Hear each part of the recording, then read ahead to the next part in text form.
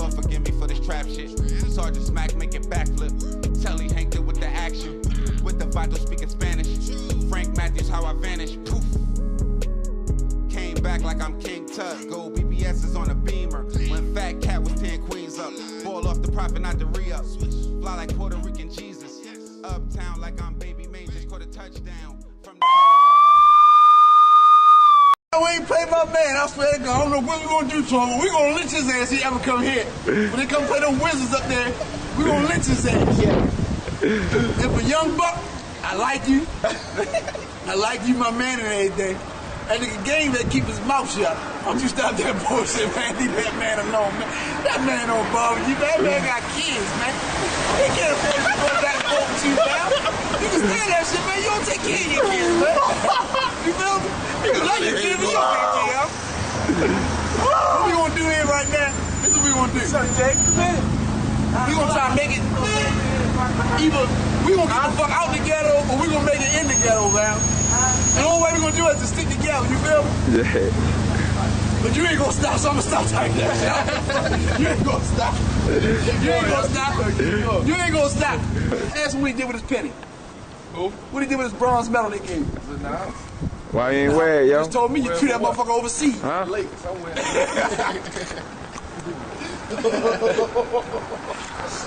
So I said, he said, I would all y'all spend my whole summer chasing a big penny.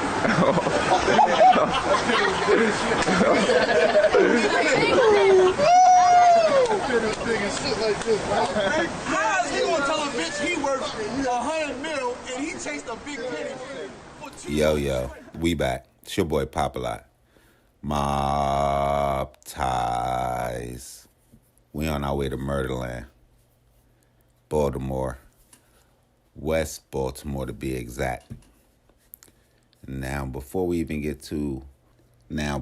into who we gonna be covering, all my Maryland niggas get in the comment box, Baltimore, because it's always in the field when we hear. Now, this story is going to take place circa the early 2000s, and the saga is going to run on up into 2016. But before we get there, if anybody remember the early 2000s, and definitely Baltimore in the early 2000s, that was right around the time when the whole stop snitching shit was going on. It was almost like a campaign. And to be honest, from my point of view, where I was standing, Baltimore was almost like the headquarters for the Stop Snitching campaign. And shout out to my nigga Skinny Suge. He is almost one of the godfathers of the Stop Snitching campaign, because in today's age, man, niggas let a rat go #1 on Billboard.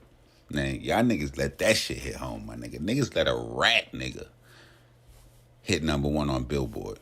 And he snitched on the mob when he was not even mob. That shit is a whole nother fucking story. But yeah, not only that, they got police doing interviews, interviewing rappers, incriminating themselves. They got niggas putting themselves on the internet doing criminal activities, incriminating themselves.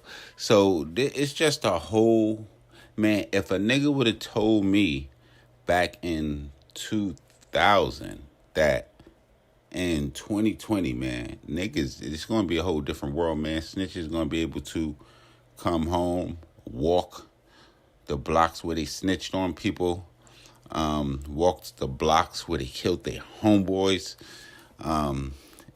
I would have not believed that shit. I probably would have said, man, take me off this bitch at that time, for real. But it just, man, that's a whole nother world, man. So, but like I said, from my point of view, Baltimore was like the headquarters. It's a guy named Skinny Suge. He was on the front lines, taking a lot of hits because corporate America and white America did not like the Stop Snitching campaign, even though the police have the badge, the code of the badge, or whatever the fuck you want to call that shit, and they have secret societies, and they have all of this shit, but they do not want black people snitching on each other. That shit is outrageous. But that's a whole nother story, man. Niggas do what niggas gonna do. So back to Skinny Suge. He released a series of DVDs. One of the DVDs featured future NBA Hall of Famer Carmelo Anthony, who at that time was just starting out in the league. And pretty much it had a series of them. And they were pretty much aimed at people that were cooperating with the government, with the people that were testifying. And it came to find out down the line that the DVD had a lot to do, or was based around, a big time Baltimore drug dealer by the name of Tyree Stewart. Now, we got to go into Tyree Stewart because we can't tell Tyree Stewart's story without telling the person story that we're going to tell. Now, before I go any longer, before any ado, before y'all had to wait any longer, however y'all want to do this shit, today we going to be covering a guy by the name of Solothal Itchy Man Thomas, and a little bit about Mr. Itchy Man.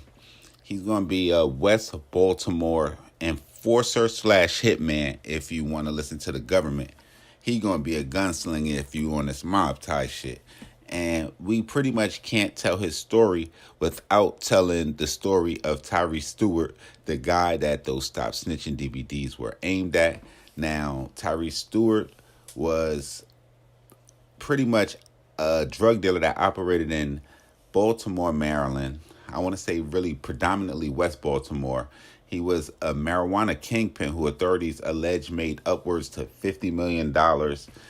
And what he was doing was selling pounds of Arizona that he was copping from a New York supplier and reselling for around $2,000 in the Baltimore area. And at that time, that was going to be the high-grade weed that we come across every day these days. If my memory suits me right, it was just going to be regular weed that pretty much doesn't even exist anymore. And it was going to be this high next level potent weed, but it wasn't really different strands like sour and wedding cake and cereal milk and all the shit that's going around now.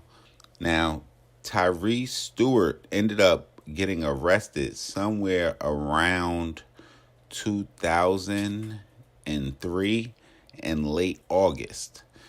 So he was running his $50 million weed operation in West Baltimore. He ended up getting caught up. Based on all accounts from what I read, he instantly started cooperating with police. Now, you want to remember his name because he's going to be integral in the downfall of Itchy Man. So before I talk about how he plays a major part, we're going to talk a little bit about Itchy Man himself. Now, Mr. Thomas, who had at one time been charged with killing 2 people and attempting to kill a dozen more as part of his work as an enforcer for that large-scale drug operation. But time after time, he would win acquittals or plead guilty for lesser charges, receiving relatively short prison stints that we about to get into. He was featured in Baltimore Sun 2002 series, Justice Undone, where they talk about some of his past success in the courtroom, and it was aided by incomplete investigations by police, oversight by prosecutors, and lack of cooperation by witnesses that was too afraid to speak out, according to the Baltimore Sun. Now, for someone to be that ruthless, that dangerous, that terroristic, you would think you would find news articles upon news articles about this, but just like he's a ghost to prosecutors, he's a ghost to the internet. A lot of people probably never even heard of him. So based on my research, his criminal career, it's hard to say, but according to the authorities, his criminal career started on March 14th, 1996, when a guy by the name of Alfonso Rogers took a blast from a sawed-off shotgun. Itchy Man was charged with attempted murder and 5 lesser charges. Then, 2 days later, on March 16th, 1996, a gun battle happened at the Shake and Bake Family Fun Center that left 7 people wounded.